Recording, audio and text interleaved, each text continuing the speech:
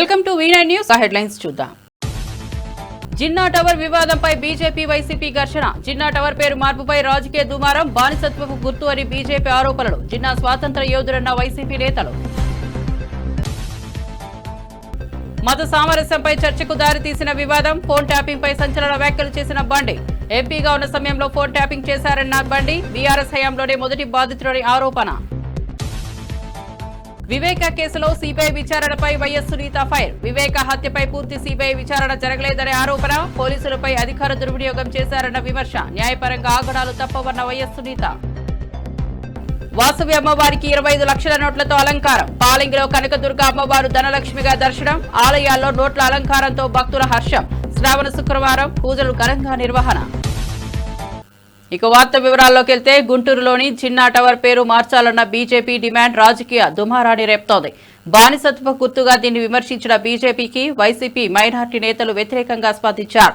జిన్నా స్వాతంత్ర సమరయోధుడని వాదించారు. చరిత్ర తెలుసుకోవాలని సూచించారు. ఈ వివాదం మత సామరస్యంపై చర్చకు దారితీసింది. నేను ముందుగా చెప్పదలుచుకున్నా, జిన్నా టవర్ని ఏర్పాటు చేసినటువంటి మొహమ్మద్ అలీ గారు జిన్నా గారు ఈ దేశ స్వాతంత్రం కోసం వారి యొక్క ఎన్నో పోరాటాలు చేసి ఈ స్వాతంత్రం కోసం పోరాటాలు చేసినటువంటి వారు అనేక మంది జైళ్ల పాలైతే వారిని జైళ్ల నుంచి తీసుకొచ్చి అనేక మందికి కొంతమందికి తప్పుడు కేసుల్లో కూడా ఉరిశిక్షలు పడితే ఆ ఉరిశిక్షలు కూడా రద్దు చేసి వారు ఎప్పుడు స్వాతంత్ర పోరాటంలో ముందస్తుగా ఉండి స్వాతంత్రం కోసం పోరాడి వారు దేశ విభజనలు అయిన తర్వాత వారు పాకిస్తాన్కి వెళ్ళటం జరిగింది. వారు ఈ దేశానికి ఎన్నో సేవలు చేశారు. వారి స్వాతంత్రం కోసం పోరాటం చేశారని చెప్పని స్ఫూర్తితో అనేక మంది ఆ రోజు వారితో పాటు పాల్గొన్నటువంటి స్వాతంత్ర సమరయోధులు వావిలాల గోపాలకృష్ణ గారు లాంటి వారు, ఎంజీ రంగా లాంటి వారు. ఎంపీగా ఉన్న సమయంలో తన ఫోన్ ట్యాప్ చేశారంటూ బండి సంజయ్ తీవ్ర ఆరోపణలు చేశారు. బీఆర్ఎస్ హయాంలోనే ఫోన్ ట్యాపింగ్ కు మొదటి బాధితుడని, సిట్ విచారణపై విశ్వాసం లేదని తెలిపారు. దీనిపై సిబిఐ దర్యాప్తు జరపాలని డిమాండ్ చేశారు. ప్రభుత్వమే సిట్ ను మనిపులేట్ చేస్తోందని ఆరోపించారు. ప్రతి క్షణం, ప్రతి సెకండు, ప్రతిసారి కూడా ప్రతి విషయంలో కూడా నా ఫోన్ ట్యాబ్ చేయడము నిజంగా ఇలా చూపించిన అధికారులు చూపించకనే షాకు గురైన అనేక విషయాలు వారు చూపడ్డాకనే షాకు గురైన.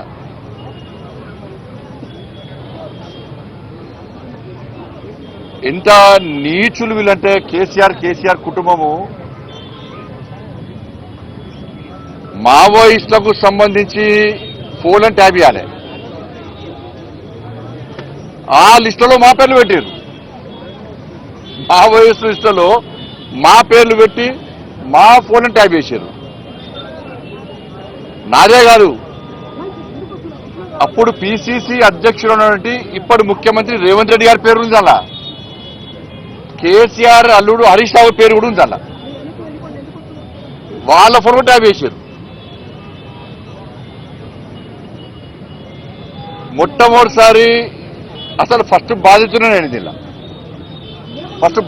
నేను మొట్టమొదటిసారి ఫోన్ ట్యాపింగ్ వ్యవహారంలో ఫస్ట్ టైం స్టేట్మెంట్ ఇచ్చింది కూడా నేనే.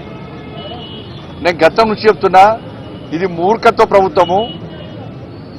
వీళ్ళకు వావి వరుసలు ఏంలో వీళ్ళకు. ఇవాళ మంచి పండుగ, ఇవాళ రేపు ప్రధానమైన పండుగ. బంధాలు అనుబంధాలకు సంబంధించినటువంటి ఇవాళ పండుగలు. ఇవాళ అమ్మవారి పండుగ అంటే వరలక్ష్మి శుక్రవారము, రేపు రాఖీ పండుగ. ఇవాళ ఇన్ని పండుగలైనా కూడా ఇవాళ వేలాది మంది ఇవాళ భారతీయ జనతా పార్టీ కార్యకర్తలు పండుగలు వదిలిపెట్టి తరలి వచ్చారు ఇవాళ. కానీ అప్పుడు కేసీఆర్ ప్రభుత్వంలో వావి వరుస లేవు. వాళ్ళకు తల్లి లేదు, నా తండ్రి లేడు, నా అక్క లేదు, నా చెల్లి లేదు. వాళ్ళకు నా కుటుంబ సభ్యుల ఫోన్ ట్యాప్ చేశారు. నా ఫోను, నా కుటుంబ సభ్యులది, మా సిబ్బందిది, లాస్ట్కు మా ఇంట్లో పనిచేసే వర్కర్లు కూడా. మా పక్క పెట్టు, సొంత కేసీఆర్ బిడ్డ కూడా ఫోన్ ట్యాప్ చేశారు. కేసీఆర్ అల్లుని కూడా చేశారు.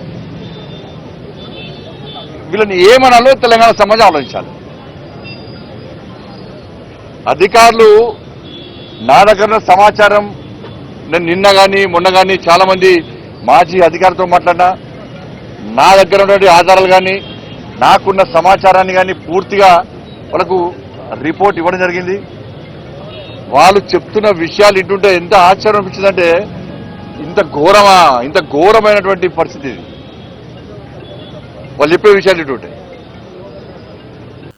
బీజేపీ నేత ఏరెడ్డి మహేశ్వర్ రెడ్డి మరోసారి సంచలన వ్యాఖ్యలు చేశారు. డిసెంబర్లోపే రేవంత్ సీఎం పదవిని కోల్పోతారని, కొత్త సీఎం బాధ్యతలు స్వీకరిస్తారని ప్రకటించారు. ఆదిలాబాద్ జిల్లా బుద్ధంలో జరిగిన సమావేశంలో మాట్లాడారు. ఈ వ్యాఖ్యలతో తెలంగాణ రాజకీయాల్లో ఉత్కంఠ పెరిగింది. నువ్వు ఎన్ని రకాలుగా రాహుల్ గాంధీ భజన చేసినా ఖచ్చితంగా నిన్ను గతంలో చెప్పినా ఈ రోజు కూడా చెప్తా ఉన్నాను, డిసెంబర్ లోపల ఎన్నికలు అయిపోయిన తర్వాత నీ పదవి గండం ఉన్నదని గతంలో చెప్పినా మళ్ళీ చెప్తా ఉన్నాను.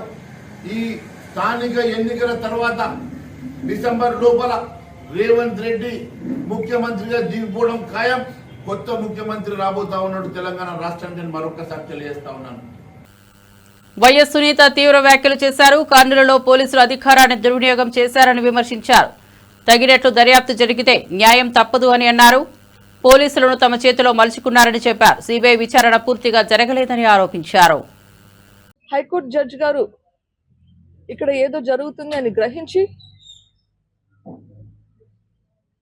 ఈ కేసును సిబిఐకి ట్రాన్స్ఫర్ చేశారు. సిబిఐ వాళ్ళు వచ్చి పనిచేస్తే ఒకసారి సిబిఐ వాళ్ళ సామాన్ కూడా ఆ జైల్లో గెస్ట్ హౌస్ నుంచి పడేశారు. అప్పుడు పోలీసులు మీ తొత్తుగా పనిచేస్తారా? తర్వాత సిబిఐ వాళ్ళ మీదే కేసులు పెడతారు. అప్పుడు పోలీసులు మీ తొత్తుగా పనిచేస్తారా? లేకపోతే మీరు పోలీసులు బెదిరించారా? నాకు తెలియదు. The heights of all of this, దీంట్లో అన్నిటికంటే మించింది కర్నూలులో జరిగిన ఇన్సిడెంట్. అది మీరు అందరూ చూశారు. సిబిఐ వాళ్ళు అరెస్ట్ చేయడానికి పోతే ఆ హాస్పిటల్ను లిటరలీ మూయించేశారు. ఆ వీధిలో ఉన్న హాస్పిటల్స్కి ఎవరు పోకుండా మొత్తం వీధినంతా ఆక్రమించేశారు. పోలీసులు కాపలా కాస్తున్నారు ఎవరిని అక్కడికి పోనీకుండా. ఎట్లా మీరు ఇవన్నీ చేయించారు? వీటికి అన్నిటికీ జవాబు మీరు చెప్పిందే.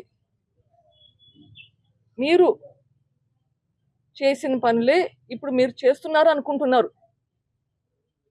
పోలీసులు వాళ్ళ పని వాళ్ళు చేయనిస్తే చేస్తారు అని నేను మొదటి రోజు నుంచి చెప్తున్నాను, ఈ రోజు కూడా చెప్తున్నాను. పోలీసులు వాళ్ళ పని వాళ్ళని చేయనివ్వండి. Do not influence police. ఇంకా యాప్ గురించి మాట్లాడతారు. అసలు అర్థముందా ఆ మాటలకి? No point actually talking about lot of those things. కార్యకర్తలతో కలిసి బండి సంజయ్ దిల్కుషా గెస్ట్ హౌస్ కు ర్యాలీగా వెళ్లారు. విచారణ కోసం జూబ్లీహిల్స్ పిఎస్ కి బదులు అక్కడే అధికారులు విచారణ చేపట్టారు. ప్రోటోకాల్ కారణంగా అధికారులు గెస్ట్ హౌస్ ను ఎంచుకున్నట్లుగా తెలుస్తోంది. ఆయన వ్యాఖ్యలతో రాజకీయ వాతావరణం మరింత వేడెక్కింది.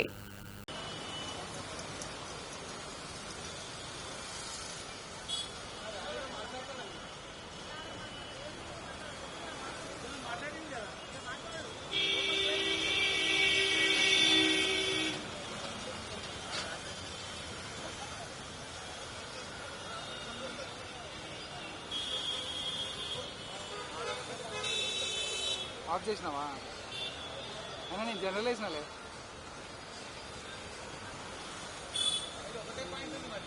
జంబలమడుగు ఎమ్మెల్యే ఆదినారాయణ రెడ్డి పులివెందులలో వైఎస్ వివేక ఇంటికి వెళ్లారు. వైఎస్ సునీతతో సమావేశమయ్యారు. తమను తప్పుగా కేసులో ఇరికించారని, హత్య జరిగిన స్థలానికి రావడం రాజకీయ ప్రయోజనం కోసమేనని కాదన్నారు.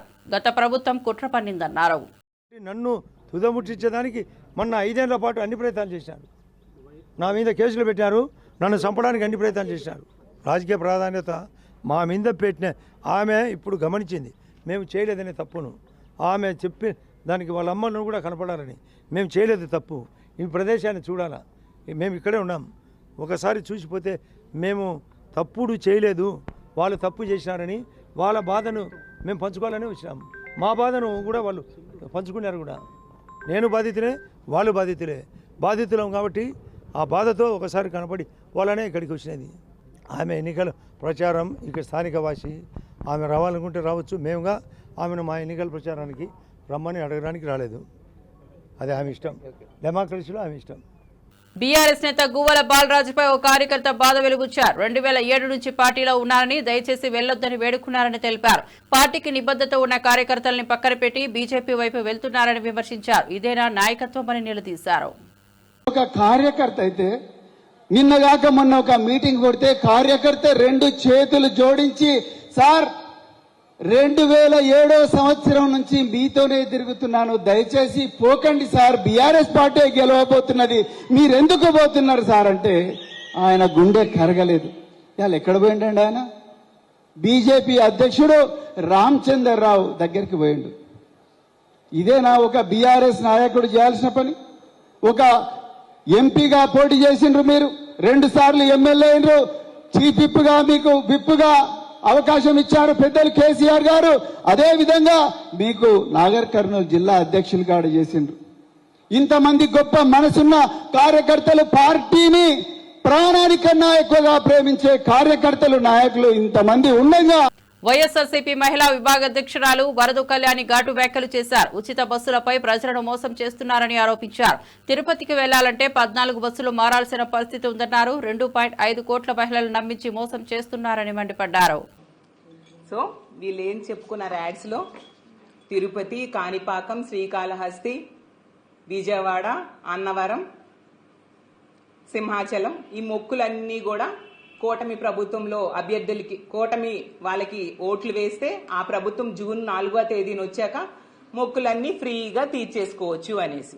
ఇప్పుడు వీళ్ళు పెట్టిన షరతుల్లో తీసుకుంటే తిరుపతికి no free, Srikalahasti no free, Srisailam no free bus, Vijayawada no free bus, Mantralayam no free bus.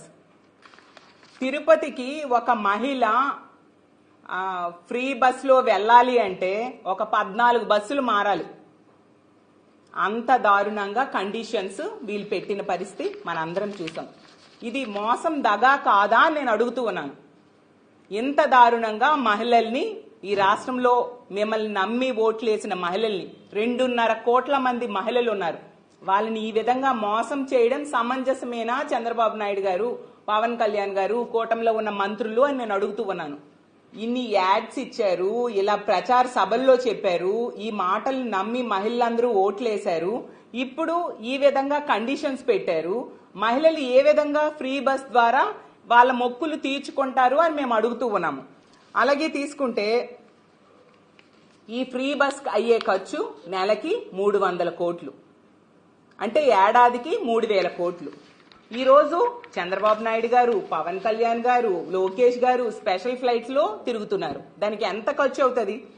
మరి ఆ ఖర్చును వీళ్ళు తగ్గించుకుంటే ఆ డబ్బులతో ఫ్రీ బస్సు ఇవ్వచ్చు కదా. ఈ రాష్ట్రంలో ఉన్న అన్ని బస్సులకి, అన్ని రకాల బస్సుల్లో కూడా మహిళలు ఫ్రీగా ప్రయాణం చేసే అవకాశం మీరు ఇవ్వచ్చు కదా. మరి ఆ మహిళలు ఓట్లేస్తేనా మీరు పదవిలోకి వచ్చి ఈ సౌకర్యాలన్నీ ఈ రోజు అనుభవిస్తూ ఉన్నారు కదా. కాబట్టి మీ ఖర్చులు, మీ ప్రయాణ ఖర్చులు తగ్గించుకుంటే, ఈ స్పెషల్ ఫ్లైట్ల ఖర్చులు తగ్గించుకుంటే మహిళలకు ఫ్రీగా ఈరోజు ఆ బస్సులు, అన్ని బస్సుల్లో తిరిగే సౌకర్యం కల్పిస్తారు కదా అని మిమ్మల్ని నేను అడుగుతూ ఉన్నాను. టోటల్ గా 11,500 బస్సులు ఈ రాష్ట్రంలో తిరుగుతూ ఉన్నాయి. వాటన్నిటిలో కూడా, అన్ని రకాల బస్సుల్లో కూడా మహిళలకి ఉచితంగా బస్సు ప్రయాణం ఇచ్చి తీరాలి. మీరు ఎటువంటి షరతులు లేకుండా ఆ రోజు మేనిఫెస్టోలో పెట్టారు. ఇప్పుడు షరతులతో పెట్టడం ఎంతవరకు సమంజసం? దీన్ని మేము అంగీకరించట్లేదు. ఖచ్చితంగా మహిళలకి అన్ని బస్సుల్లో ఫ్రీ బస్ సౌకర్యం వచ్చేంత వరకు మేము మహిళల తరపున పోరాటం చేస్తామని తెలియజేస్తూ ఉన్నాను. వైఎస్ఆర్సీపీ ఎమ్మెల్సీ భూమి ఇజ్రాయెల్ కూటమి పాలన తప్పులను ప్రశ్నిస్తూనే ఉంటానన్నారు. ఈ గన్నవరం ఎమ్మెల్యే గిడ్డి సత్యనారాయణ తనను బెదిరిస్తున్నారని ఆరోపించారు. ఉడత ఊపులు తనను వెనక్కు తగ్గించవని రోజు ప్రశ్నలు వేస్తూనే ఉంటానన్నారు. మా పక్క నియోజకవర్గమైనటువంటి దళిత ఎమ్మెల్యే గౌరవ గిడ్డి సత్యనారాయణ గారు నాకు ఫోన్ చేయడం జరిగింది. నేను సాటి దళితుడు అనే అభిమానంతో ఫోన్ చేయడం జరిగింది. దాని మీద అతను నన్ను బ్లాక్మెయిల్ చేస్తూ, బెదిరిస్తూ, మరి ఏంటి మాట్లాడుతున్నావు, పవన్ కళ్యాణ్ గారు నేను స్థాయి నీదా అని చెప్పేసి ఊహం జారీ చేస్తున్నాడు. నేను గిడ్డి సత్యనారాయణ గారికి ఒకటే చెప్తున్నా, ఈ రాష్ట్రంలో వైఎస్ఆర్ కాంగ్రెస్ పార్టీ ప్రతిపక్షంగా ఉంది. ప్రతిపక్షంలో ఉన్నటువంటి శాసనమండలి సభ్యుడిగా మీకు చెప్తున్నాను, ఈ రాష్ట్రంలో కూటమి ప్రభుత్వం చేస్తున్న ప్రతి తప్పుదాన్ని మేము ఎత్తి చూపించే బాధ్యత మాది. విమర్శని సద్విమర్శగా తీసుకునే లక్షణం మీ దగ్గర లేనప్పుడు మీ ఉడతూపులకి నేనేం భయపడను. మీరు ఏం చేసుకుంటారో చేసుకోండి, నాకేం భయం లేదు. కానీ ప్రతిరోజు ఈ కూటమి ప్రభుత్వం చేస్తున్నటువంటి దోపిడీలకు గాని, ఈ కూటమి ప్రభుత్వం చేస్తున్నటువంటి అరాచకాల మీద గాని, ఈ కూటమి చేస్తున్నటువంటి దౌర్జన్యాలు దాష్టికాల మీద ప్రతిరోజు నేను మాట్లాడతాను. ఎందుకంటే నా బాధ్యత అది. ఒక సహసరా దళిత శాసనసభ్యుడిగా మీకు గౌరవించి మాట్లాడితే మీరు నన్ను బ్లాక్ మెయిల్ చేస్తూ వీడియో తీసి మీరు ప్రసార మాధ్యమాలు పెట్టి స్వర్గానందం పొందుతున్నారు. ఇది కరెక్ట్ కాదు. నేను ప్రతిపక్ష నాయకుడిగా, ప్రతిపక్షంలో ఉన్నటువంటి శాసన మండలి సభ్యుడిగా ప్రతిరోజు ఈ కూటమి యొక్క వైఫల్యాన్ని ఎండగడితేనే ఉంటానని చెప్పి సందర్భంగా మనవి చేసుకుంటూ, మరి మీ నాయకుడికి నేను సూచన చేశా. ఈ రాష్ట్రంలో పార్టీ పెట్టారు, మీరు పార్టీ పెట్టి ముఖ్యమంత్రి అవ్వండి అని చెప్పాను. నేను తప్పేంటి అందులో? మీరు ముఖ్యమంత్రి అవ్వండి, మేము స్వాగతిస్తామని చెప్తుంటే మీరు దాన్ని గుమ్మడికాయల దొంగ భుజాలు తడుపుకున్నట్టుగా మీరు రెచ్చిపోయి మమ్మల్ని వార్నింగ్లు ఇవ్వాల్సిన అవసరం లేదు. మీ వార్నింగ్లకి మేము భయపడము. మీరు ఉన్నంతకాలం కూడా నేను శాసనమండలి సభ్యుడిగా ఉంటాను. నేను ప్రతిరోజు దీన్ని ప్రశ్నిస్తూనే ఉంటాను. చంద్రబాబు నాయుడు గాని, లోకేష్ గారిని గాని, పవన్ కళ్యాణ్ గాని నేను ప్రతిరోజు ప్రశ్నిస్తుంటాను. నా ప్రశ్నలకు మీకు సమాధానం చెప్పే దమ్ము ఉంటే కనుక మీరు సమాజంలో ప్రజాస్వామ్యయుతంగా రండి తప్ప దాడులు చేసే విధంగా వస్తే కనుక ఎవడు బెదిరిపోవడం, మీ ఉడతూపులకి ఎవడు కూడా భయపడ్డని చెప్పేసి అందరిగా మనం చేస్తున్నాం. వైఎస్ఆర్సీపీ అధికార ప్రతినిధి కారుమూరి వెంకటరెడ్డి చంద్రబాబుపై విమర్శలు చేశారు. 14 నెలల్లో 1.91 లక్షల కోట్ల అప్పు చేశారని ఆరోపించారు.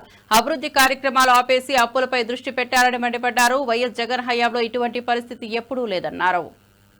ఈ 14 నెలల కాలంలో రాష్ట్రాన్ని ఎలా భ్రష్టు పట్టించారనంటే ఆయన చెప్పేవాడు అంతకుముందు శ్రీలంక అయిపోయింది అని. అప్పుడు శ్రీలంక అవరా జగన్ గారు ఉన్నప్పుడు. ఇప్పుడు మాత్రం శ్రీలంక సుడాన్ కలిపోయింది. ఇంకేదన్నా మిగిలిన అప్పులు బాగా తీసుకునేటటువంటి రాష్ట్రాలు, దివాలా తీసేటటువంటి దేశాలు ఉంటే వాటి సరసన ఆంధ్రప్రదేశ్ చేర్చాలని చెప్పి స్వయంగా చంద్రబాబు నాయుడు గారు చెప్తూ నిన్న కూడా కేబినెట్ లో తీసుకున్నటువంటి నిర్ణయం అప్పుల గురించి. ఇప్పటికే 14 నెలల కాలంలో 1,91,000 కోట్లు అప్పు చేశారు. గంటకి 19 కోట్లు అప్పు చేస్తా ఉన్నారు. గంటకి 19 కోట్లు ఎంత దారుణం చూడండి. ఒక గంటకి 19 కోట్లు అప్పు చేస్తా 14 నెలల్లో 1,91,000 కోట్లు అప్పు చేశారు. ఇది 14 నెలల కాలంలో. జగన్మోహన్ రెడ్డి గారు ఉన్నప్పుడు 60 నెలల కాలంలో దాదాపు 2 సంవత్సరాలు కోవిడ్ ఉన్నా కేవలం 60 నెలల కాలంలో 3,32,000 కోట్ల అప్పు మాత్రమే చేస్తే చంద్రబాబు నాయుడు గారు దాదాపు 2 లక్షల కోట్లు తీసుకుని వెళ్ళాడు. మళ్ళీ ఇంకొక 12,973 కోట్లు అంటే దాదాపుగా 13,000 కోట్లు అప్పులు తీసుకోవడానికి కేబినెట్ నిర్ణయం తీసుకుంది. దేని ద్వారా అంటే ఒకటేమో స్మార్ట్ మీటర్స్ కి సంబంధించి, ఏదైతే విద్యుత్ డిస్కమ్ల ద్వారా అప్పులకు సంబంధించి ఒకటి. రెండోది చూస్తే ఏదైతే ఏపీఐసిసి భూములు ఉంటాయి కదా, ఆ ఏపీఐసిసి భూములను తాకట్టు పెట్టి ఇంకొక 7,500 కోట్లు తీసుకోవడానికి నిర్ణయించారు. దాంట్లో ఒక వివరాల్లోకి వెళ్తే బడ్జెట్ బయట ఏపీఐసిసి డిస్కమ్ల ద్వారా ఏకంగా 12,973 కోట్ల అప్పుకు ఇంధన శాఖ, పరిశ్రమల శాఖ వేరువేరుగా ఉత్తర్వులు జారీ చేశాయి. ఇందులో ఏపీఐసిసి ద్వారా 7,500 కోట్ల అప్పుని వచ్చే 12 నెలల్లోగా బ్యాంకులు ఆర్థిక సమస్యల నుంచి చేయాల్సిందిగా ఉత్తర్వులు ఇచ్చారు. దీనికి స్పెషల్ పర్పస్ వెహికల్ గా ఒక దాన్ని ఏర్పాటు చేసి ఈ భూములన్నింటినీ దానికి బదలాయించి ఏపీఐసిసి భూములన్నింటినీ సో దాని ద్వారా ఏదైతే 9 నుంచి 12 నెలల కాలంలో 7,500 కోట్లు తీసుకోవాలనేది టార్గెట్ గా వెళ్తున్నారు. ఎంత దాని ఉందా ఏపీఐసిసి భూములను కూడా తాకట్టు పెట్టేసి ఒక 7,500 కోట్లు. విద్యుత్ డిస్కౌంట్స్ ద్వారా ప్రస్తుతం స్మార్ట్ మీటరింగ్ తో పాటు రీవ్యామ్ డిస్ట్రిబ్యూషన్ సెక్టార్ స్కీమ్ని అమలు కొనసాగించడం కోసం అంట ఏపీ ఎస్పీడీసీఎల్ ద్వారా 3,544 కోట్లు, ఏపీ సిపిడిసిఎల్ ద్వారా 1,029 కోట్లు అప్పు చేసేందుకు రాష్ట్ర ప్రభుత్వం గ్యారంటీ ఇస్తూ నేను ఇంధన శాఖ ఉత్తర్వులు జారీ చేస్తుంది. అంటే ఎంత ఇబ్బడి ముబ్బడిగా అప్పులు చేస్తా ఈ రాష్ట్రాన్ని దివాలా తీస్తున్నాడు చంద్రబాబు నాయుడు గారు. అంటే 1,91,000 కోట్ల అప్పు కాక ఇప్పుడు ఇంకో 13,000 కోట్లు అప్పుకు సంబంధించి ఏం చేస్తున్నారు ఈ అప్పులన్నీ తెచ్చి? ఒక్కటంటే ఒక సంక్షేమ పథకం వల్ల, ఒక్కటంటే ఒక అభివృద్ధి కార్యక్రమం చేయాల, అదేమంటే ఇస్తాం అంటారు తప్ప ఇవాళ మరి ఈ డబ్బులన్నీ ఏం చేస్తున్నారు చంద్రబాబు నాయుడు గారు? ఈ రాష్ట్రాన్ని దోచేసు. శ్రావణ శుక్రవారం సందర్భంగా వరలక్ష్మి వ్రతం ఘనంగా జరిగింది. యానాం వాసవి అమ్మవారిని 25 లక్షల నోట్లతో అలంకరించారు. ఉండ్రాజవరం పాలింగిలో కనకదుర్గ అమ్మవారు ధనలక్ష్మిగా దర్శనమిచ్చారు. ఆలయాలు, గర్భగుడులు, విగ్రహాలు నోట్లతో ముస్తాబు కావడం భక్తులను ఆకట్టుకుంది.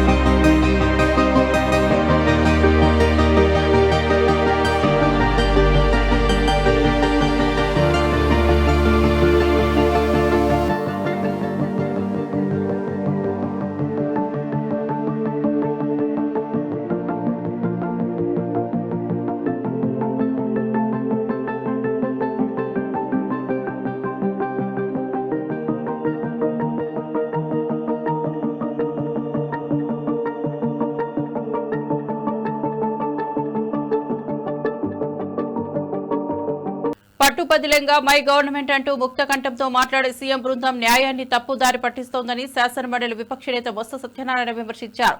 చట్టాన్ని కొందరు చేతుల్లోకి తీసుకుంటున్నారని గవర్నర్ కు వివరించామన్నారు. ఎన్నికలు నిష్పక్షపాతంగా జరిగేలా చర్యలు తీసుకోవాలని కోరినట్లు వెల్లడించారు. చట్టాన్ని ఏ రకంగా చేతుల్లో తీసుకుని చట్ట వ్యతిరేకంగా ఏ రకంగా ప్రవర్తిస్తుందో ఈ ప్రభుత్వం, ఈ దుష్ట ప్రజలను ఏ రకంగా చేస్తున్నారో ఆలోచించమని చెప్పని వారిని కోరడం జరిగింది. వారు స్పందించారు. దీని మీద ఇంకోటి కూడా చెప్పాము. నేను రోజున ఎలక్షన్ కమిషన్ కూడా కలిసాము. వారికి కూడా రిప్రజెంటేషన్ మా పెద్దలందరూ ఇచ్చారు. చట్ట ప్రకారం ఎన్నికలు న్యాయబద్ధంగా జరగాలి, ఫెయిర్ ఎలక్షన్ జరగాలని చెప్పని మనం కోరడం కూడా జరిగింది. ఆ విషయాన్ని కూడా వారి దృష్టికి తీసుకొచ్చాం. మీరు కూడా ఇంటర్వ్యూని అయ్యి ఆ ఎలక్షన్తో పాటు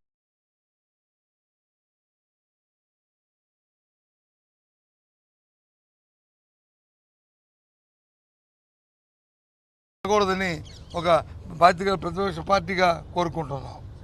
నందిగాంలో డాక్టర్ వైఎస్ రాజశేఖర రెడ్డి విగ్రహాన్ని తొలగించిన ఘటనపై తెల్లవారుజామున నిరసనలు చెలరేగాయి. ఈ విషయంపై తీవ్ర ఆగ్రహం వ్యక్తం చేస్తూ జిల్లా కాంగ్రెస్ అధ్యక్షుడు దేవినేని అవినాష్ ఆధ్వర్యంలో భారీ నిరసన ర్యాలీ నిర్వహించారు. మాజీ ఎమ్మెల్యేలు మొండితోక జగన్మోహన్ రావు, ఇతర నాయకులు ఈ కార్యక్రమంలో పాల్గొన్నారు. విగ్రహాన్ని తొలగించడం అనైతికమని, ఇది వైఎస్ఆర్ను అవమానించే చర్యగా అభివర్ణించారు. ప్రజల మనోభావాలను గౌరవించాలని, విగ్రహాన్ని తిరిగి అదే ప్రదేశంలో స్థాపించాలని డిమాండ్ చేశారు. ఒక దశలో ర్యాలీ ఉధృతంగా మారింది. పోలీసులు భారీ బందోబస్తు మధ్య జరిగిన ఈ ర్యాలీలో నినాదాలు గుప్పించారు. నాయకులు మాట్లాడుతూ ఇది కక్షపూరిత చర్య అని, కాంగ్రెస్ నాయకత్వాన్ని భయపెట్టలేరని, తమ పోరాటం కొనసాగుతోందన్నారు. ప్రజలు సంఘీభావంతో పాల్గొంటూ తమ ఆగ్రహాన్ని వ్యక్తం చేశారు. ఆయన విగ్రహం తొలగిస్తున్నారు. ఇదే విషయంపై 10 రోజుల క్రితం మా సమన్వయకర్త జగన్మోహన్ రావు గారు కోర్టు దృష్టికి తీసుకెళ్తే మేము ఆ విగ్రహం తొలగించమని చెప్పిన అధికారులు దొంగల్లాగా చట్టానికి వ్యతిరేకంగా నిన్న రాత్రి ఆయన విగ్రహం తొలగించారు. గతంలో ఎప్పుడు కూడా, ఎందుకంటే 5 సంవత్సరాలు వైఎస్ఆర్ కాంగ్రెస్ పార్టీ, మా నాయకుడు జగన్మోహన్ రెడ్డి గారు, స్థానికంగా శాసనసభ్యులుగా ఉన్న మా నాయకుడు జగన్మోహన్ రావు గారు ఇందాక అన్ని విషయాలు చెప్పారు. చేసిన అభివృద్ధి కార్యక్రమాలు, ఈ నియోజకవర్గంలో చేసిన అభివృద్ధి కార్యక్రమాల గురించి చెప్పారు. మేము ఆ విధంగా పోటీ పడ్డాం. తెలుగుదేశం లేదు, ఇతర పార్టీలు లేవు. ఏ పార్టీ అయినా ఆ ప్రాంతంలో, ఆ గ్రామంలో అభివృద్ధి కార్యక్రమాలు చేశారు. నందిగాంకి ఒక కొత్త రూపు గత 5 సంవత్సరాలు మా శాసనసభ్యులు జగన్మోహన్ రావు గారు వైఎస్ఆర్ కాంగ్రెస్ పార్టీ ఆధ్వర్యంలో తీసుకొచ్చారు. ఈరోజు ఏంటి పరిస్థితి? సంవత్సరం కాలం అయింది. నందిగాం నియోజకవర్గంలో వైఎస్ఆర్ కాంగ్రెస్ పార్టీ నాయకుల మీద, కార్యకర్తల మీద తప్పుడు కేసులు, దాడులు, వ్యాపారస్తుల మీద తప్పుడు కేసులు, డబ్బులు వసూలు చేసుకోవాలి, ఇసుక దంద, క్వారీలు దంద, లిక్కర్ దంద, ప్రతి ఒక్కటి గారా ఈరోజు వాటాల కోసం ఎంపీ ఎమ్మెల్యే కొట్టుకునే పరిస్థితి ఈరోజు ఈ నియోజకవర్గంలో ఉంది. అంటే మేమేదో చెప్పట్లా, ఓపెన్ సీక్రెట్ ఇది. ఇసుక దగ్గర, లిక్కర్ దగ్గర పార్లమెంట్ సభ్యుడు కానివ్వండి, ఈ నియోజకవర్గ ఎమ్మెల్యేకి కానివ్వండి, వాటాల విషయంలో తేడా వచ్చిందని చెప్పని ప్రతి ఒక్కరి గారు మాట్లాడుతున్నారు. ఇంకో పక్క మీరు ఏదైతే హామీలు ఇచ్చారో సూపర్ 6 హామీలు అవి నెరవేరుస్తున్నాం. కాబట్టి ప్రజానికం దృష్టి ఏదో ఒక రకంగా మళ్లించాలని చెప్పిన ఒక ఉద్దేశంతో ఇలాంటి చిల్లర రాజకీయాలు ఈరోజు కూటమి ప్రభుత్వం ఆధ్వర్యంలో జరుగుతాయి. రాజశేఖర రెడ్డి గారి బొమ్మ తీసేస్తే, రాజశేఖర రెడ్డి గారి పేరు తీసేస్తే, రోడ్ వేస్తే జగన్మోహన్ రెడ్డి గారి పేరు పగలగొడితే, జగన్మోహన్ రెడ్డి గారి పేరు తీసేస్తే, ఆయన బొమ్మ పగలగొడితే ఏమవుతుంది? ప్రజల గుండెల్లో రాజశేఖర రెడ్డి గారు ఉన్నారు, జగన్మోహన్ రెడ్డి గారు. టీపీసీసీ కార్యనిర్వాహక అధ్యక్షుడు జగ్గారెడ్డి బీఆర్ఎస్ నేతలపై మంటపెట్టే వ్యాఖ్యలు చేశారు. ముఖ్యమంత్రి కేసీఆర్ కుటుంబ భూ కబ్జాలో ఎక్స్పర్ట్లా మారిందన్నారు. కాంగ్రెస్ ప్రభుత్వంపై విమర్శలు చేసే బీఆర్ఎస్ నేతలు తమ స్వప్రక్షాళన చేసుకోవాలన్నారు. మీ దగ్గర అన్ని లోపాలు పెట్టుకుని కాంగ్రెస్ ను ఎందుకు విమర్శిస్తున్నారని నిలదీశారు. అధికారంలోకి వచ్చాక కాంగ్రెస్ ప్రభుత్వం ప్రజలకు ఎంతో మేలు చేసే పథకాలను తీసుకొచ్చిందని గుర్తు చేశారు. ప్రజలు ఇచ్చిన అఖండ మెజార్టీకి తగిన విధంగా రాష్ట్రాన్ని అభివృద్ధి పథంలో నడిపిస్తున్నామని తెలిపారు. బీఆర్ఎస్ పార్టీ ఓటమిని జీర్ణించుకోలేక విమర్శలతో కాలక్షేపం చేస్తోందన్నారు.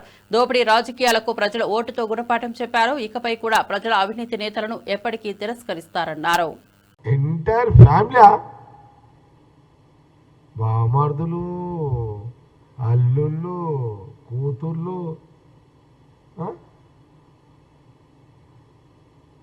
ఇన్ని తొర్రలు మీ దగ్గర పెట్టుకొని కాంగ్రెస్ అంటారు. ఎవరా నాయన ఏముందిరైనా కాంగ్రెస్ చేయడానికి కూడా ఏముచ్చినని చేస్తారు. నేను చాలాసార్లు చెప్పిన ముఖ్యమంత్రి కాళ్ళు చేతులు కొట్టుకుంటే ఎంత ఖరాబ్ అయిపోతున్నది. ఏది రైతులకు పైసలు వేసిండు 22,000 కోట్లు, మొన్న 9,000 వేసిండు. మళ్ళా ఉచిత బస్సు ప్రయాణానికి డబ్బులు కట్టిస్తున్నాడు గవర్నమెంట్కి. అటు గ్యాస్ సిలిండర్లు, ఇటు కరెంటు ఫ్రీ, అది 200 యూనిట్లు ఫ్రీ, రైస్, సన్న రైసు,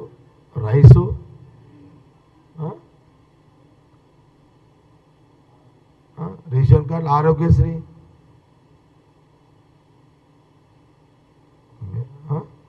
అచ్చా ఏమని ఇవన్నీ వీళ్ళకి ఇంకేం ఏమైనా ఉంటే చెప్పాలి. బిరుదులు ఉంటే చెప్తా వీళ్ళకి పెడితే అమ్మ. కోళ్ళు గొర్రెలు మీరే తిన్నారు, లిక్కర్ మీరే తాగి, ఇసుక మీదే, భూమి. అచ్చా ఇంకోటి చెప్తా, భూమి కథ చెప్తా మీకు. భూమి కబ్జాలలో ఎక్స్పర్ట్లు వీళ్ళమ్మ. వీళ్ళైతే ఒక్కొక్కరు 300, 400 అసైన్ భూములు కొన్నారా వీళ్ళు. ఎందుకు కొన్నారంటే కేసీఆర్ ఒకరోజు స్టేట్మెంట్ ఇచ్చాడు, అసైన్ భూములను పట్టా భూములుగా మారుస్తా అనేసరికి ఎమ్మెల్యేలు ఎవరు పడతారు ఇక. అసలు ఎమ్మెల్యేలు హరీష్ రావు ఎవరైనా భవిష్యత్తులో కేటీఆర్ పెట్టలేనట్టుండే కానీ హరీష్ రావు నుంచి మొదలుకుంటే ఎవరు పడతారు అందరూ ఎమ్మెల్యేలు. అయితే అసలు నేను కూడా చెరువులు కూడా ఉంచలేరు కొడుకులు. మరిన్ని అప్డేట్స్ కోసం చూస్తూనే ఉండండి V9 న్యూస్.